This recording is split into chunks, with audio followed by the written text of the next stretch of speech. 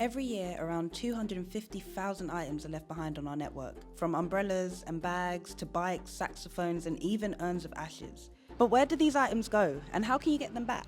In this video, you'll be learning how the Lost Property Office operates and the day in the life of a lost property officer. Come with me.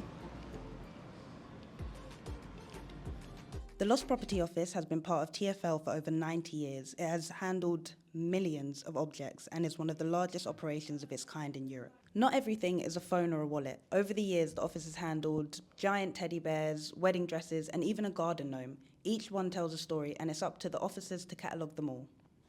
The day begins when the first deliveries arrive. Hundreds of items are collected overnight from the tubes, buses, taxis, the Overground, DLR, and the Elizabeth line. Everything is logged, checked, and carefully tagged. Every single item is entered into the database with care. A detailed description gives owners the best chance of being reunited with their belongings, even if they inquire weeks later. With around 400 inquiries each day, the team is kept very busy matching inquiries to property. Once we have a match, the customer is informed and can arrange for collection or postal service. We have commuters asking about laptops to tourists checking in about passports, and there is no better feeling than reuniting a customer back with their property. So here is the area where the drivers pull up and unload all of the property. The sorters will be inside to basically receive all the property and have a look and make sure it's all there. So if you just come through here, we'll go through to sorting. A bit empty at the moment. But essentially, this is where it all starts. The sorters will take the property out of the cages and make sure that we've got absolutely everything that's been put in the sacks. And they'll tick it off on a system that we have called Not Lost. After it's all been counted, essentially, and checked off, will then be categorized. So we've got bags. That is the single most lost item on TfL. I think we get something like about 6,000 items, more or less, a week. That's about 1,200 items a day. We've also got general, which is like everything else that we cannot categorize. Headphones, jewelry, phones, electronic items, handbags, clothes, keys. Once everything's been categorized, we'll go into like a big cage, and then at some point they'll go through into the next part of the process, which is data inputting.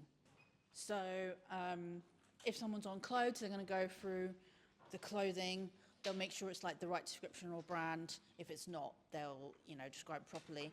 And the same with bags. With bags, you have to like pull everything out of the bag, see what's important. Is there anything that station staff have missed?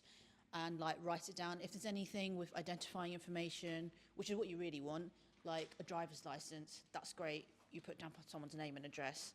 And essentially the job of like data inputting is to make sure that the station staff haven't missed anything, and to make sure that things are described as accurate as possible.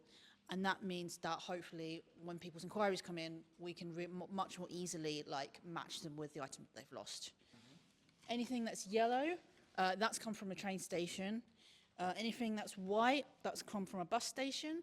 And we have a series of tags to basically help with, if there's a grey tag, for example, for security's sake, that means there's a passport in the bag, but we've taken out, we've like written it all up so we know it's been taken out of the bag, and then it gets stored securely. So we've got a couple of other tags that basically help us with anything that we need to take out of the bag and store somewhere else, essentially. And then afterwards, when it's reunited with the owner, we can put it back or give it back to the owner separately. After everything's been done in there, they get given a storage number to come into here, which is the warehouse. We have like certain areas that we store certain things in. So here you can see there's a code here, BM. That means medium bags are stored in here. So that's most rucksacks, large handbags, that kind of thing, drawstring bags, anything and everything that is about medium-sized bags. Larger items, this is general. We lose anything and everything on TfL in London. Buggies, large sports equipment, desk chair. Why someone was carting the desk chair around on the tube, who knows? GS doesn't necessarily mean lunch boxes, but anything that's small in general. So we've got a lot of lunch boxes, water bottles, that kind of thing. Shopping trolleys, scooters. Got eyewear down here. Musical instruments. CB, that's clothes. WP, that's wallets and purses. Anything that's food, we'll basically donate that to a food bank afterwards. So this is the end of the life cycle if it doesn't get claimed. The stores team will essentially strip anything that has like GDPR data, laptops, phones, and strip all of that out. Then it will come through to here. After 90 days, if an item hasn't been claimed, it will all be sorted and then put into bags, and we'll assess whether they can go to an auction or not. And some items will be put aside for charity. So we work with 3 charities at the moment: St Christopher's, Scope, and the Children's Charity. And then the house that we work with at the moment is Wilson's. The money that Wilson's makes from the auction, we receive a part of it, and that goes back into TfL, gets reinvested.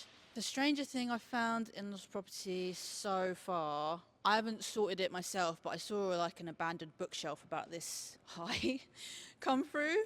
And it wasn't a new one either, like someone was carting it around, not sure why. If you've lost anything on TfL's modes of transport, the first thing I would say is don't panic. Go straight to the TfL website, look for the lost property page, and then make an inquiry, giving as much description as you can of the item and your journey.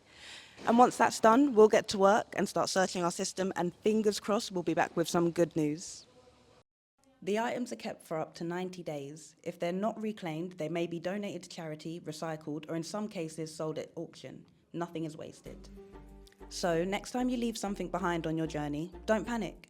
It might just end up here in the care of TfL's lost property officers.